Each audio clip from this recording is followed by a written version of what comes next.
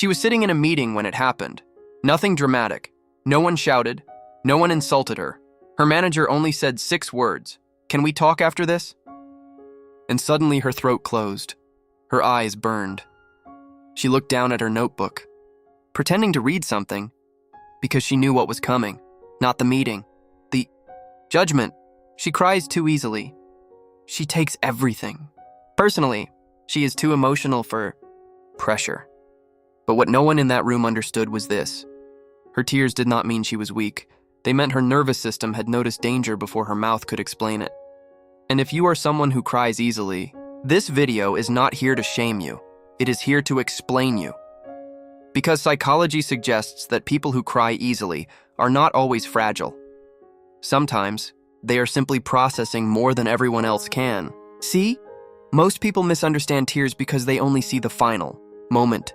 They see the eyes watering. They see the voice shaking. They see you looking away. So they think crying is the beginning of the problem. But for many sensitive people, crying is not the beginning. It is the overflow. It is what happens after your mind has already absorbed the tone, the facial expression, the pressure, the memory, the fear, and the meaning behind the words. By the time the first tear appears, your brain has already been carrying a conversation that no one else heard.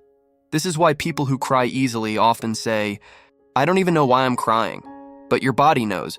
Your body has been keeping the score. Crying is one of the most human things we do.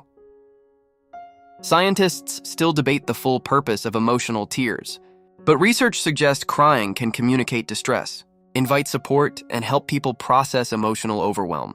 PMC, that means tears are not just water, they are a signal that something inside you has reached emotional capacity. Think of your nervous system like a glass. Some people have a thick glass. It fills slowly. They can hear criticism, conflict, disappointment, and stress, and still look calm on the outside. But some people have a finely tuned glass. It fills quickly, not because it is broken, but because it catches everything. The tone, the pause, the hidden disappointment, the change in someone's energy, the sentence no one said out loud. So when you cry, it may not be because one small thing happened, it may be because one small thing landed on top of 100 invisible things you had already been holding. And here's the part people rarely understand. Crying often happens before language catches up. You may be trying to explain yourself, but the tears arrive first, not because you are manipulative, not because you want attention, not because you cannot handle life, but because your emotional brain can activate faster than your verbal brain can organize a clean sentence. That is why you can know exactly what you feel, but still fail to say it without crying. Your body speaks first. Your words arrive late. Some people naturally process the world more deeply. Psychologists often discuss this through the trait of sensory processing sensitivity, commonly associated with highly sensitive people. The Dose model describes 4 common features: depth of processing, overstimulation, emotional responsivity or empathy, and sensing subtle details. This does not mean every person who cries easily is a highly sensitive person, but many people who cry easily recognize this pattern. They do not just experience events, they absorb them. A harsh comment does not stay on the surface. It travels inward. A sad scene in a movie does not remain entertainment. It becomes a physical ache. A friend's silence does not feel neutral. It becomes a question. Did I do something wrong? This is the hidden world of people who cry easily. They are not reacting only to what happened. They are reacting to what it meant. But if crying is natural, why does it feel so humiliating? Because somewhere in your life, tears were treated like evidence against you. Maybe someone rolled their eyes when you cried. Maybe they said, "Here we go again." Maybe they called you dramatic. Maybe they only took you seriously when you were silent. So now, every time tears come, you do not only feel sadness, you feel shame about feeling sadness. That is the second wound. The first wound is the pain.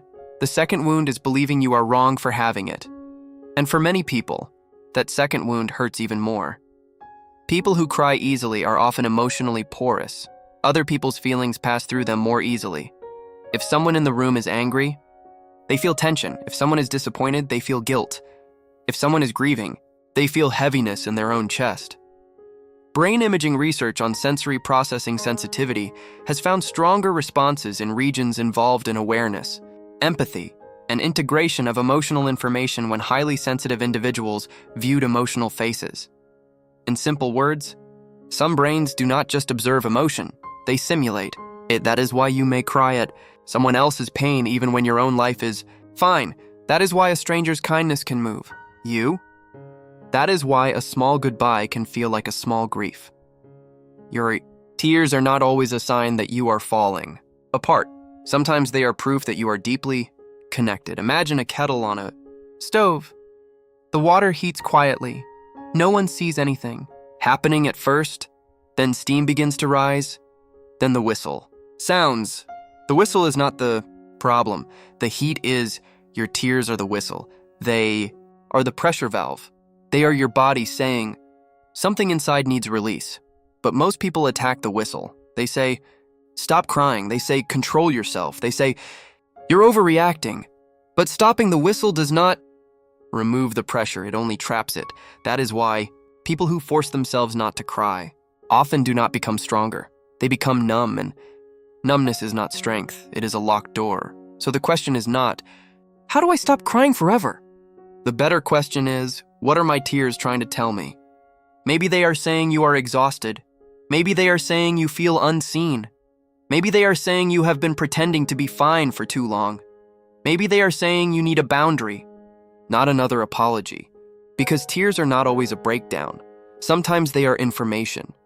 Here is what helps. First, stop apologizing for the existence of tears. You can say, I'm emotional, but I can still continue.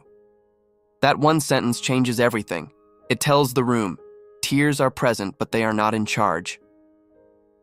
Second, give your body time before forcing words. Take one breath. Look down. Let your nervous system settle. You do not need to explain yourself while your body is still sounding the alarm. Third, learn your patterns. Do you cry when you feel criticized? When you feel misunderstood? When someone raises their voice? When you are tired? When you have been holding too much for too long? Your tears may have a pattern, and once you understand the pattern, you stop fearing them. Fourth, choose safer people. Some people make your tears feel like a crime. Others make them feel like weather. Stay close to the people who do not punish your softness. So if you cry easily, listen carefully. You are not weak. You are not childish. You are not broken. Your tears may simply mean that your inner world is alive. World often praises people who stay untouched. But being untouched is not the same as being strong. Sometimes strength is feeling everything and still choosing kindness. Sometimes strength is crying and still telling the truth. Sometimes strength is not becoming hard in a world that kept asking you to. So, the next time someone says, why do you cry so easily? You do not have to shrink. You can remember, my tears are not proof that I am weak. They are proof that something in me is still awake. And in a world that teaches people to go numb, that may be one of the rarest strengths left.